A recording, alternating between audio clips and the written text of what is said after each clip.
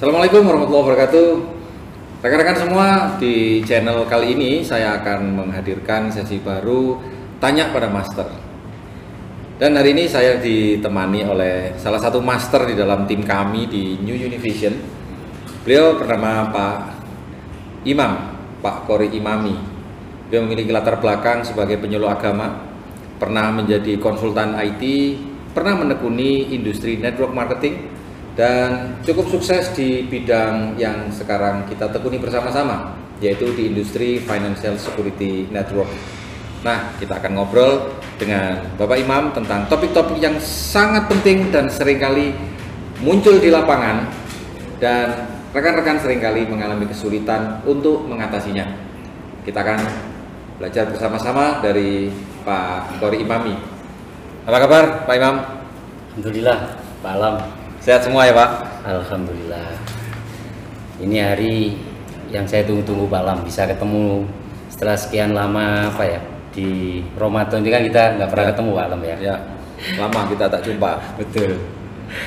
Ketemu di sesi yang menarik ini untuk bantu kawan-kawan juga. Yang saya tahu Pak Imam adalah punya background yang unik ya sebagai penyuluh agama, tetapi menekuni industri yang dalam tanda kutip banyak orang yang belum bisa menerima, industri asuransi. Nah, apa yang menjadi alasan Pak Imam akhirnya mengambil keputusan untuk bersama-sama kita semua menekuni industri ini Pak? Assalamualaikum warahmatullahi wabarakatuh. Saya Imam Ta'awun. Hari ini saya bersyukur berada di komunitas entrepreneur New Univision, dan kawan-kawan perlu ketahui bahwa hari ini sampai dengan detik ini, sampai dengan kapanpun, saya sangat bersyukur dan bangga karena hari ini saya memperoleh apa yang hari ini saya dapatkan, termasuk bagaimana cara saya bisa menjalankan industri ini dan saya bisa tularkan ke banyak orang. Tentunya ada salah satu orang yang sangat berjasa. Beliau adalah mentor terbaik saya, Bapak Muhammad Saiful Alam. Beliau adalah double diamond MDIT bintang 1. Keren nih. Saya bersyukur, tentu kawan-kawan pasti sering lihat nih. Ya. Ini ada di hadapan kita nih, mentor kita. Nah, apa Pak Imam yang menjadi alasan buat Bapak untuk akhirnya melakukan atau menekuni bidang ini? Apakah karena mau coba-coba, ataukah memang mencari peruntungan baru, ataukah ada hal lain yang memang menarik di industri asuransi?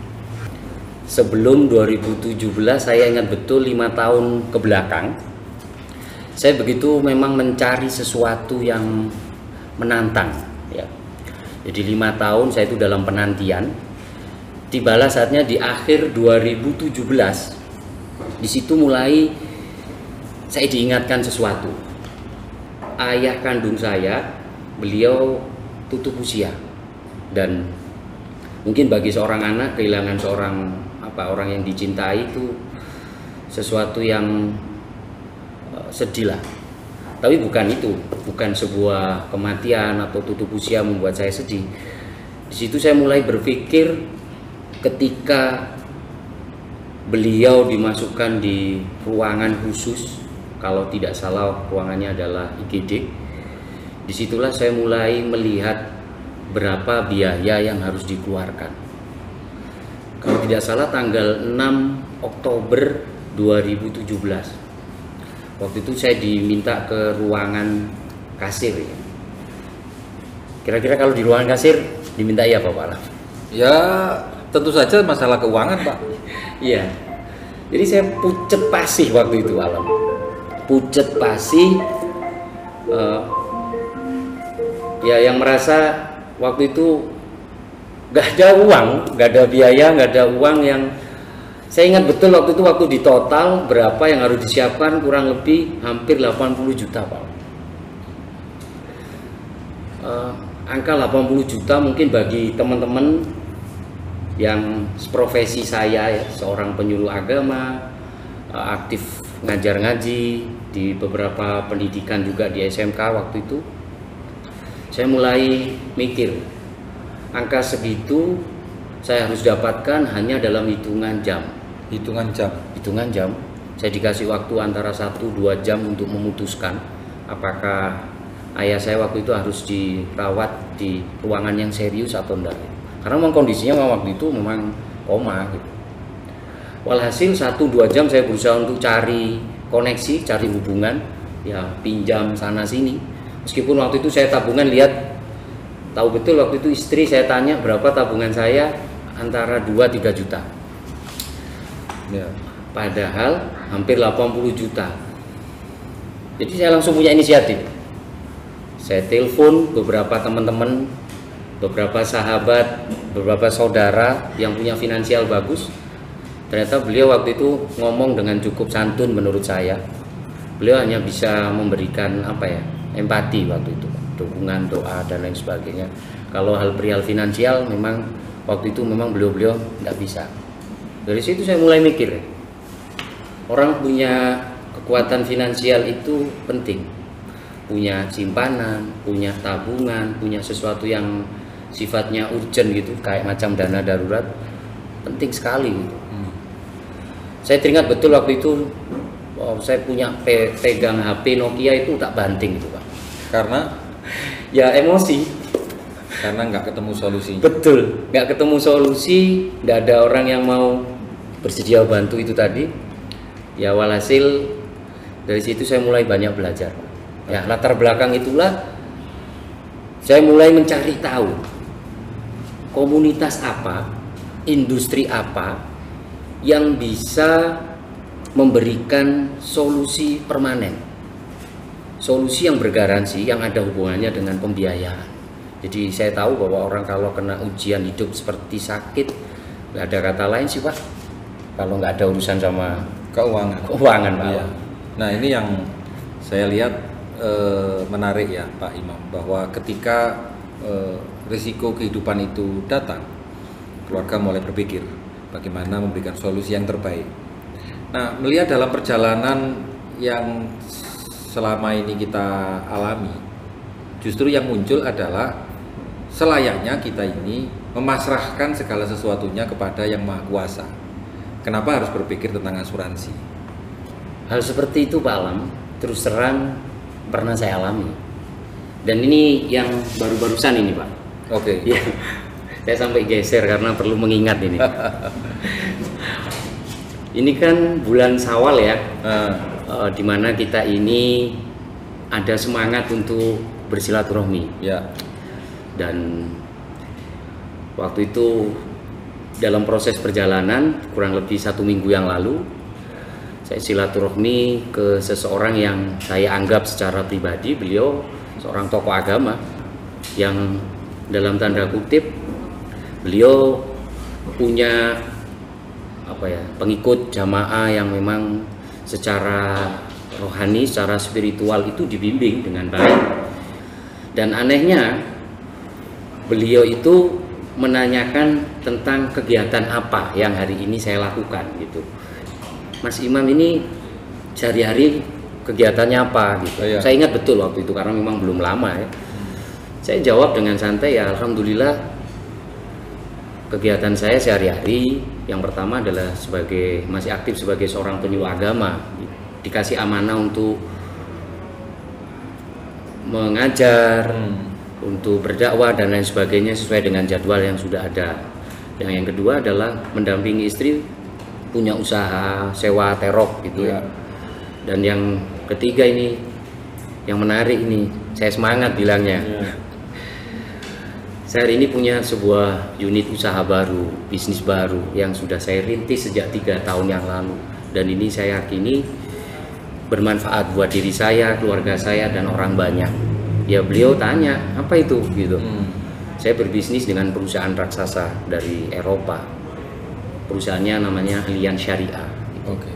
Nah, ketika Pak Imam cerita pada beliau bahwa Pak Imam itu di industri Allianz, apa yang muncul dari pendapat beliau tentang apa yang Pak Imam lakukan sekarang?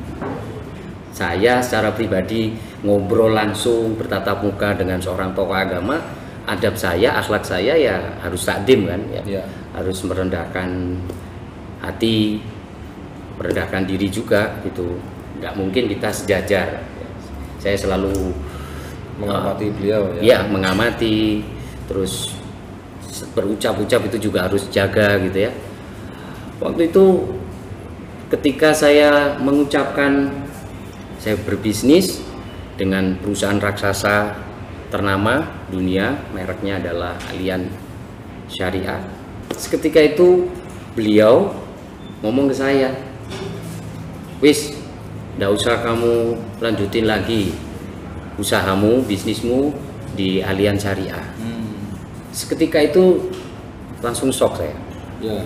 Ya kaget juga sih. Kaget. Siapa sih kalau orang yang dihormati, yang dikagumi, sosok seorang tokoh terus ngomong seperti itu ke siapapun termasuk saya, ya saya langsung ngambil sikap. Apa yang menyebabkan atau melatar belakangi beliau itu menyampaikan bahwa sebaiknya Bapak berhenti? Apa alasannya, Pak? Nah, itu menarik itu, Pak. Karena saya bersyukur sekali 3 tahun saya merintis bisnis ini dan saya banyak mengikuti kurikulum yang diadakan oleh komunitas entrepreneur New Univision dan tidak ada satupun pertemuan yang saya lewati. Di situ saya bersyukurnya nih, Pak. Kepercayaan diri mengenai pengetahuan, mengenai keterampilan, bahkan sikap ini menarik. Jadi seketika itu juga saya menanyakan kembali sama beliau. Jadi saya tidak langsung lantas ngambil kuda-kuda gitu mau nyerang gitu, enggak. Jadi saya ngambil sikap, saya melakukan elaborasi. Jadi menanyakan kembali kepada beliau, kenapa beliau mengatakan seperti itu kepada saya. Jadi kurang lebih seingat saya mendengarkan seperti ini. Oh ya, nyun sewu, apa yang menyebabkan jenengan mengatakan seperti itu ke saya? Hal apa yang mungkin pernah dipahami waktu itu? Ya lantas beliau, untungnya karena beliau memang low profile, itu menariknya. Jadi beliau seketika itu langsung ngomong ke saya, enggak, saya tahu industri ini, sepak terjangnya, perkembangannya itu semuanya dari jamaah, dari teman-teman yang terlibat langsung dengan industri ini gitu. Dan mereka hampir rata-rata memutuskan diri gitu.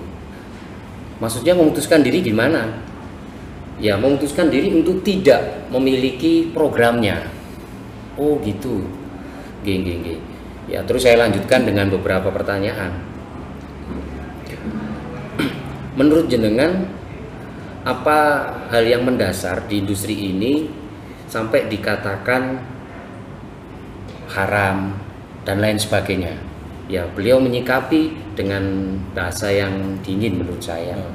Jadi beliau mengatakan bahwa ini sudah pada kategori haram gitu, Pak? Ya, dia setuju dengan hal itu dan sependapat. Dia bahkan ngomong ke saya gitu loh. Beliau ngomong ke saya bahwa tidak ada satupun tokoh agama atau dalam tanda kutip seorang ulama atau kiai di Indonesia ini yang mau pasang badan untuk urusan seperti ini, hukum asuransi gitu ya. Dan beliau sampai ngomong ke saya, kalaupun ada ya beliau harus bersedia menanggung atas fatwa yang diucapkan itu karena ini urusan akhirat gitu loh. Ya saya sih senang sekali gitu karena beliau mau terbuka mengenai referensi ke siapa gitu, ulama siapa yang hari ini memfatwakan bahwa industri asuransi itu halal, bersih, berkah. Jadi alasan yang pertama karena tidak ada ulama yang berani pasang badan. Ada alasan yang lainnya? Nah, karena memang saya tipikal orang yang tidak langsung merespon. Saya lebih tertarik untuk menggali. Jadi saya gali dulu, beliau punya bahasanya dari input atau informasi yang beliau terima. Selain perihal mengenai dukungan ulama di industri ini, apa ada lagi? Gitu. Ya, beliau langsung ngomong yang kedua. Beliau ngomong gini, yaitu banyak di tempatku di jamaah dan lain sebagainya itu ngomong ke saya gitu bahwa nasabah itu memahami industri ini, asuransi ini, program-programnya itu sebagai tabungan, sebagai tabungan, sebagai investasi. Yang kata mereka itu bilangnya gini, setelah 5 tahun, 10 tahun itu akan digaransi. Jadi sekian, nilainya itu pasti. Dan saya tanya ke beliau, apakah itu memang benar dari proses informasi edukasi dari seorang agen itu, dari para pelaku bisnis ini? Ya, beliau bilangnya ya. Dan yang beliau sempat mungkin kecewa ya, mungkin dapat curhatan juga. Ternyata yang dijanjikan itu nggak sesuai. Jadi beliau menganggap bahwa saya ngomong mantan nasabah itu ya, mantan nasabah itu bilang ya kecewa banget, nggak sesuai dengan apa yang diterima gitu.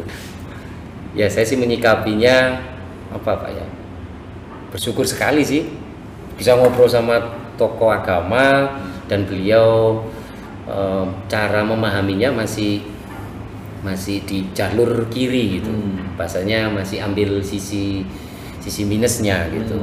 Ya saya terus terang enggak puas dengan dua informasi yang saya gali sama beliau. Ada alasan lainnya lagi?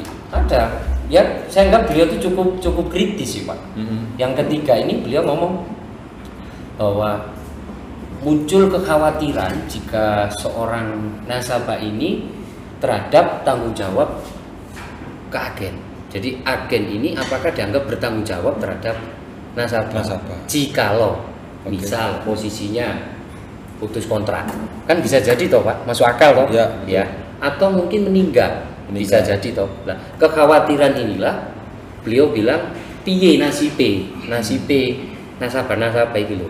Kelak di kemudian hari ini bagaimana? Apa gak dosa awakmu? Karena ini masalah janji kan gitu, masalah ikatan bilangnya gitu. Wah ini mulai menarik menurut saya. Karena beliau selalu dihubungkan dengan urusan nanti gitu. Setelah kita di dunia itu kan pasti kita ada yaumil hisab kan gitu. Pasti ada pertanyaan-pertanyaan gitu. Wah ini menarik. Tapi ya tetap yang namanya imam tahun tidak mau langsung merespon gitu Pak. Ada hal lainnya Pak? Ada Pak. Saya sampai berhenti di poin keempat waktu itu. Waktu poin keempat beliau sempat berhenti sih ya, karena ahli hisab Pak. Tahu ahli hisab Pak? Iya, merokok ya. Sambil menyalakan beliau terus lihat saya dengan tajam. Kekhawatiran ini tidak berhenti di agen gitu, nasabah ke agen, nggak cuma berhenti di situ, tapi juga khawatirnya kemana? Ke eksistensi perusahaan, keberadaan perusahaan. Karena beliau menerima beberapa berita informasi gitu di Indonesia kan, ada yang ngalami bangkrut gitu, atau ditinggal lari atau bagaimana gitu, nggak tahu kelanjutannya. Beliau juga punya pikiran kalau itu terjadi lantas bagaimana nasib nasabah gitu, bilangnya sih gitu. Wah ini menarik ini Pak Imam, menghadapi 3 objection langsung sekaligus. Ini kalau nggak sangat memahami, menguasai industri ini pasti keok, pasti nggak bisa jawab. Nah, tapi sebelum kita lanjut, silakan diminum dulu kopinya Pak. Siap, terima kasih Pak. Nah, rekan-rekan, ini topik menarik. 4 hal diberondong sekaligus. Yang pertama, kalau ada nggak seorang kiai yang berani pasang badan menjelaskan tentang asuransi, bahwa asuransi itu adalah halal. Nah, yang kedua adalah bahwa fakta banyak sekali para nasabah yang mengalami kekecewaan karena apa yang sudah dia investasikan itu tidak sejumlah apa yang nanti dia terima nantinya, sehingga mereka merasa terzalimi. Dan yang ketiga adalah kekhawatiran kalau misalkan agennya di tengah jalan karena faktor tertentu, tutup usia atau putus kontrak sehingga akhirnya tidak lagi mampu melayani nasabah. Terus bagaimana nasib nasabah kan jadi terkatung-katung. Dan yang keempat, kekhawatiran banyak orang bagaimana kalau perusahaan asuransinya tutup. Nah, kita kembali kepada Pak Imam.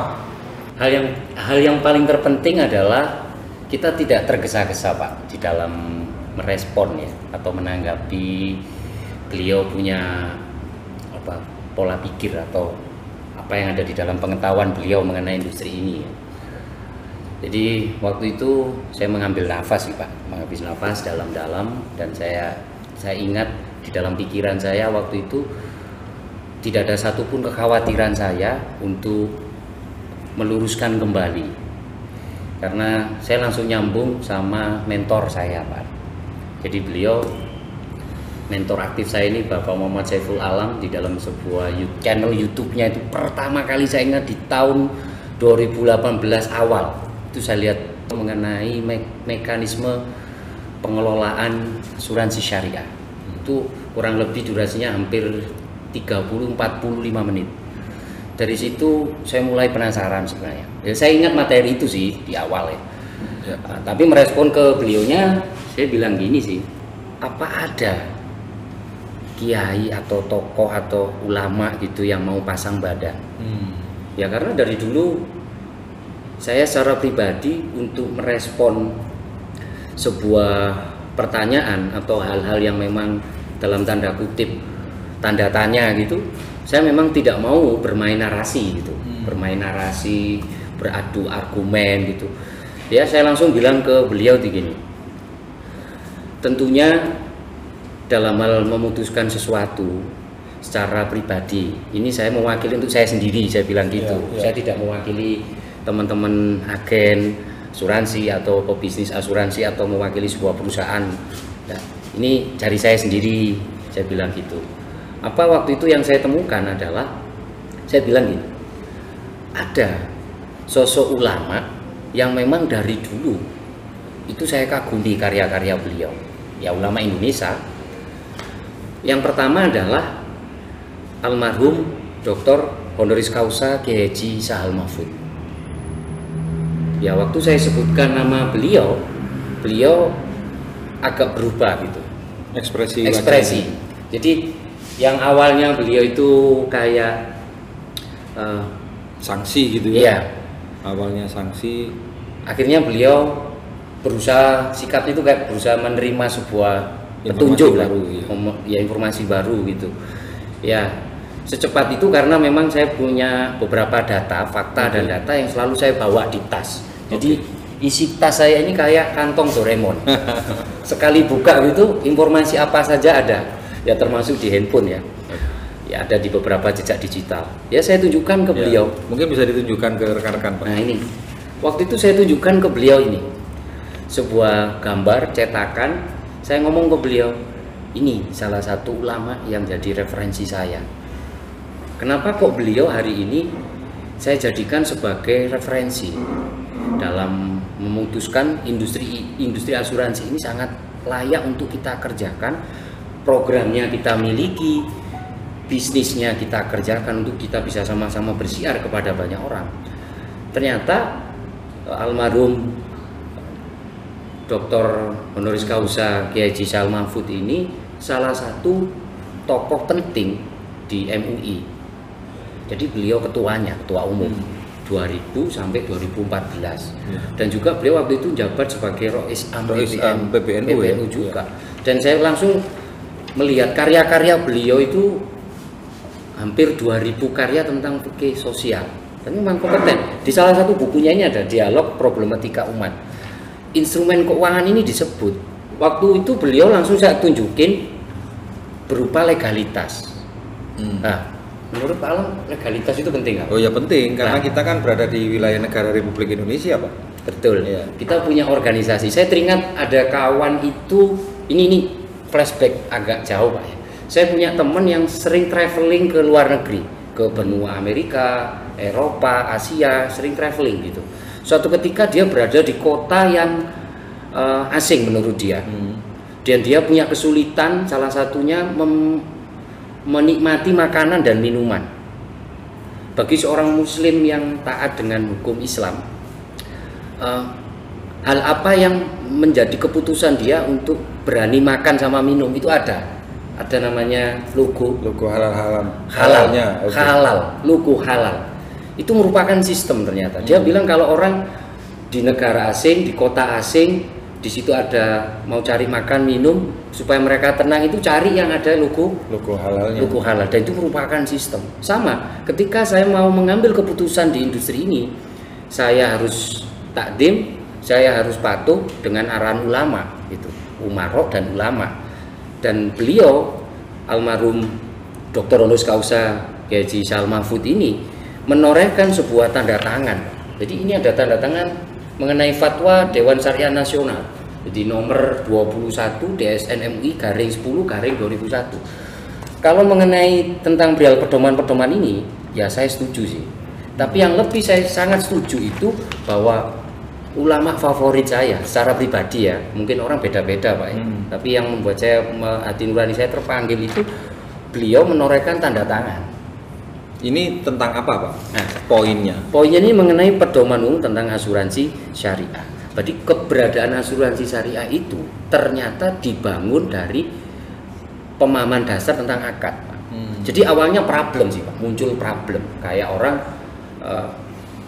selama siklus kehidupan dijalani kan, pada awalnya orang itu kan pasti oke. Ya. Kesehatannya oke, finansialnya oke, ya selama mereka produktif pasti oke lah ya. Kita pasti tahu bahwa masa di mana kita ini menjalani proses kehidupan itu kan tidak pasti dan juga tidak menentu Pak. Jadi kalau misal kesehatannya terganggu, instrumen ini sangat membantu. Jadi ini hanya sebuah alat. Itu yang saya pahami ya. Jadi orang boleh memilih Pak. Yang paling penting ini kami anggap sebuah alat dan kami memilih ini. Intinya di situ lah. Mengenai fatwa ini, kita bisa lihat tentang pedoman-pedoman umum mengenai akad, mengenai kontribusi, mengenai ketentuan klaim dan lain sebagainya. Ini sih daya tarik yang waktu itu saya sampaikan ke beliau, bahwa ada lembaga pemerintah yang langsung menghandle mengenai industri ini secara syar'i tentunya. Oke. Kurang lebih seperti itu saya ingat. Oke. Ya, jadi itu bagaimana Pak Imam memberikan satu pandangan baru bahwa ternyata memang ada tokoh ulama dan bahkan lembaga pemerintah yang resmi yang memberikan satu rekomendasi bahkan kehalalan dari industri ini. Betul. Nah, tentang yang lainnya Pak Imam. Ya. Yang kedua ini kan berkaitan kekhawatiran bahwa nasabah itu menganggap apa yang disetorkan, entah itu premi atau kontribusi, itu tidak sesuai dengan yang dijanjikan. Oke. Wah, kalau yang ini saya bilang ke beliau gini. Pertama saya tunjukkan sih ke beliau bahwa mohon maaf, hari ini saya berada di industri ini tuh bukan di posisi ilegal. Jadi saya secara pribadi itu terdaftar di organisasi pemerintah namanya AAJI dan AASI, dan semuanya tersertifikasi dari lembaga sertifikasi profesi perindustrian asuransi syariah LSPPS. Saya bilang seperti itu, dan kami dalam menyampaikan sesuatu, karena ini pertanyaan atau kekhawatiran yang umum kan sebenarnya Pak Alam ya, masalah misedukasi, mispresentasi. Ya saya bilang kalau kita legal dan mengikuti pendidikannya dan kita tahu hukum di balik itu, ada sanksi misal. Saya bacakan di sini ada dasar hukum pengawasan OJK. Jadi kita harus hati-hati. Kita punya batasan hukum ini. Jadi kalau setiap orang agen asuransi misal yang dengan sengaja tidak memberikan informasi atau memberikan informasi yang tidak benar, palsu dan atau menyesatkan kepada pemegang polis, tertanggung atau peserta mengenai risiko, manfaat, kewajiban, maka yang bersangkutan agen tersebut itu bisa dipidana penjara 5 tahun dan denda paling banyak 5 miliar. Ya saya sampaikan kepada beliau, berarti apa yang hari ini dipahami oleh nasabah-nasabah yang di dalam memahaminya itu keliru, bahwa sebuah polis asuransi itu tabungan, investasi, dan 5 tahun dijanjikan sekian, 10 tahun dijanjikan sekian. Ya secara pribadi nasabah tersebut ada aturan yang mengikat para agen untuk tidak melakukan pemasaran yang keliru, Pak ya. Betul. Ya saya bilang ke beliau, berarti nasabah tersebut kurang beruntung karena ketemu dengan agen abal-abal yang tidak tersertifikasi, yang tidak mengikuti pendidikannya, kurikulumnya, termasuk tidak memahami batasan hukum yang nanti ancamannya itu lebih dahsyat lah daripada upahnya itu. Ini nih teman-teman, datanya ini bahwa ada ancaman bagi agen asuransi yang menjelaskannya itu menyesatkan masyarakat, akan dikenai sanksi. Lalu di pasal 76 juga kalau melakukan penggelapan premi atau kontribusi juga ada sanksi pidananya 5 tahun atau denda 5 miliar. Sudah cukup jelas. Bahkan sampai diterangkan di pasal 78 kalau ada pemalsuan dokumen maka akan dikenakan denda 5 tahun dan denda 5 miliar. Berarti ini artinya memberikan satu ketenangan buat masyarakat Indonesia, Pak Imam ya. Betul sekali. Ya, saya sih berharap kalau memang seorang calon nasabah ya atau masyarakat kepingin punya proteksi ya, pastikan Anda ketemu dengan agen asuransi yang betul-betul kompeten di bidangnya, punya kompetensi maksudnya.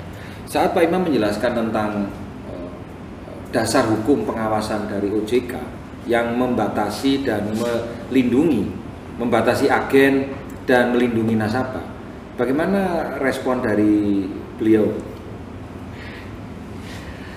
Bersyukurnya di situ, Pak Alam. Jadi ketika saya menunjukkan bentuk legalitas, perlindungan hukum dan lain-lain, beliau melihat secara pribadi ke saya, berarti sampean itu orang yang konsisten, orang yang memang konsentrasi di bidang ini, mau belajar jadi orang profesional, bilangnya seperti itu. Bahasanya seperti itu. Saya tunjukkan mengenai dasar hukum perlindungannya agar kita menyampaikan tentang kebenaran kita di sini punya proteksi, punya asuransi itu adalah sifatnya proteksi. Jadi melindungi penghasilan, melindungi aset, melindungi kesehatan. Seperti seseorang, kita ada di pasal 2, pasal 3 untuk akad tabaruk di buku polis ini, teman-teman bisa baca ya, di buku polis ini ya. Anda bisa baca, kita punya ketentuan mengikatkan diri, saya bilang gitu. Mengikatkan diri satu sama lain sesama peserta untuk apa? Jikalau ada salah satu peserta yang mengalami musibah, kena sakit, kecelakaan, cacat, meninggal, bahkan mungkin proses rawat inap, maka kita bisa bantu. Saya bilang gini, nyuwun sewu, ternyata instrumen inilah yang kita nantikan selama ini. Karena orang yang mau masuk ke sini semuanya dalam keadaan nikmatnya ini lagi fresh, nikmat sehatnya, keuangannya ini fresh, tangannya siap di atas semua. Saya bilang gitu sama beliau. Berarti sampean ngedukasi ke masyarakat ini, ngajak setiap orang untuk sama-sama punya perlindungan keuangan. Betul, saya bilang gitu. Beliau yang bilang, saya ngomong ya, betul, ya. Saya bilang gitu. Sip. Nah, baru lanjut ke nomor 3 itu. Nah, kekhawatiran calon nasabah kalau agen asuransi tidak bertanggung jawab, mungkin karena ya putus kontrak atau meninggal, terus bagaimana nasib hak-haknya nasabah? Ya, saya bilang gini, alhamdulillah saya itu berada di kendaraan yang tepat dengan merek terbaik dunia, namanya Allianz. Jadi waktu saya berproses selama 3 tahun ini, ya banyak orang nanya sih, kenapa kok Pak Ustadz Imam, penyuluh agama kok bersedia di industri ini gitu. Ya saya bilang seperti yang saya sampaikan sama jenengan tadi, saya bilang. Tapi satu saya bilang, apa perbedaan merek Allianz dengan yang lain? Ternyata saya temukan cuma satu. Apa Pak? Merek Allianz itu nomor 1 dunia. Oh. Itu yang saya nggak khawatir, karena di situ ada kontrak. Iya. Ya. Jadi kalau saya ngomong tentang tanggung jawab profesi ini, itu semuanya ada di kontrak. Ini kontrak kerjasama ini yang mengikat. Jadi kalau misal saya ini kan ya manusia biasa toh Pak, ya, bisa betul. Sakit, bisa tua, bisa pensiun, bisa meninggal. Ya. Nah di sini saya wariskan waris bisnis saya, profesi saya, income saya. Di sini ada tulisannya nama ahli waris hubungan ke pasangan. Jadi kalau misal besok nyuwun sewu saya meninggal, istri saya yang bertanggung meneruskan. jawab untuk memegang tongkat estafet bisnis ini. Ya. Tapi yang tidak cukup itu, di kontrak ini juga disebutkan bahwa ada orang yang sangat berjasa, orang yang sangat penting. Siapa? Orang yang mengenalkan. Di sini ada tulisannya nama perekrut. Jadi sponsornya. Betul. Dan itu tidak akan pernah putus tanggung jawabnya. Ini hal yang paling penting ya, masalah tanggung jawab terhadap agen, karena agen di sini tidak mewakili satu orang, ternyata banyak orang. Ya, banyak orang, dan itu sampai di di posisi puncak diambil alih oleh perusahaan sendiri. Nah, sekarang kalau misalkan nasabah itu tidak kenal sponsornya atau kenal sponsor di atasnya, kemudian agennya pun juga sudah putus kontak, lalu gimana solusinya, Pak? Nah, itu pertanyaan yang klasik, tapi ya kritis juga, karena beliau waktu itu berusaha untuk menyatukan pasar-pasar yang terpisah gitu loh, Pak. Jadi ya saya anggap beliau kritis juga. Ya saya bilang gini, seorang agen yang profesional itu tidak hanya cukup di dalam bercakap secara narasi gitu, tapi lebih ke tindakan atau pelayanan. Jadi ya saya bilang ke beliau bahwa banyak dari nasabah saya ketika ingin menjadikan merek Allianz ini sebagai jasa proteksi keuangan untuk keluarganya, saya tidak sungkan-sungkan untuk menawarkan beliau melakukan kunjungan ke kantor. Ya saya ngomong sesuai dengan Kupolis, ada 55 cabang kantor Allianz di seluruh Nusantara ya, dan pusatnya ada di Jakarta. Nah ini kalau kawan-kawan yang berada di Jakarta ya, tapi karena saya kan posisi di Surabaya. Jadi saya ingat betul dengan kondisi kantor di Surabaya, Gedung Geraha Pasifik, lantai 3A, Jalan Basuki Rahmat. Jadi saya menawarkan ke nasabah, calon nasabah, untuk saya ajak kunjungan. Ada lantai 1 di customer service, itu langsung bisa terhubung dengan calon nasabah. Nah, termasuk ini, Pak, termasuk ini. Itu kan berkaitan dengan kantor ya. Ya. Tapi kalaupun yang tidak ada kantor, biasanya gitu. Ya. Ya. Kita punya yang namanya kartu penghubung ini. Di balik kartu penghubung ini, yang namanya kartu IJP. Ini yang lagi booming. Booming itu kartu untuk nasabah itu ya? Betul. Ini kartu yang diminati setiap orang dari berbagai profesi, karena hari ini kan pandemik belum selesai toh. Nanti berkaitan dengan program IJP nanti bisa dicari ya. Tapi hal yang paling penting di balik kartu ini ada namanya kontak number. Jadi nomor telepon, di mana nasabah di lokasi manapun bisa tetap terhubung dengan perusahaan. Asal ya itu toh, kita punya handphone, punya kuota, punya pulsa. Itu hari jam-jam kerja atau bisa menghubunginya? 24 jam online. 24 jam. 24 jam. Silakan tanya kepada customer service Allianz 24 jam. 365 hari. 365 hari. Jadi beliau waktu itu, oh berarti bisa langsung dihubungkan ke perusahaan. Lewat kita punya yang namanya kartu IJP. Ya. Karena ini kan yang lagi booming sekarang. Ya. Jadi kurang lebih dari pertanyaan, bukan pertanyaan ya, saya ngomong dari inputan yang beliau terima, seketika itu saya merasa plong juga. Wong statementnya aja beliau seperti itu. Wis lerenono nyambet gaimu nanggone asuransi syariah. Sampai menyampaikan begitu ya? Iya. Nah, rekan-rekan semua, inilah tadi kita ngobrol dengan Master. Hikmah apa yang bisa kita simak bahwa ternyata setiap orang bisa mendapatkan informasi secara lengkap, bisa mendapatkan informasi secara sepotong-sepotong. Setinggi apapun posisi kita, maka kita perlu lebih bijaksana di dalam menerima keluhan-keluhan bahwa asuransi tidak 100% merugikan orang, karena ternyata informasi yang beliau terima tidak cukup lengkap. Apa yang tadi disampaikan oleh Pak Imam ini akan bisa membantu Anda semua untuk punya sudut pandang yang lebih luas bagaimana kita menjalankan asuransi syariah di Indonesia. Lalu Pak Imam, setelah beliau tadi memberikan saran sebaiknya Anda usah melanjutkan sebagai agen asuransi karena tidak berkah, ending ceritanya akhirnya gimana Pak Imam? Karena tidak ada unsur protokol kesehatan ya waktu itu. Ngobrol-ngobrolnya dekat lah sama beliau, itu dekat, kurang lebih jaraknya sekitar 20-30 cm. Ya beliau nepuk pundak saya. Ya kalau gini kan nggak nyampe Pak. Ya. Tapi ya dekat pokoknya. Beliau nepuk pundak saya, bilang kalau memang ini cara sampean menjalankannya sesuai dengan aturan main, profesi kamu, perusahaan kamu, sama akad dan kontrak yang sudah tertera, ya sudah lakukan, karena ini yang memang yang benar.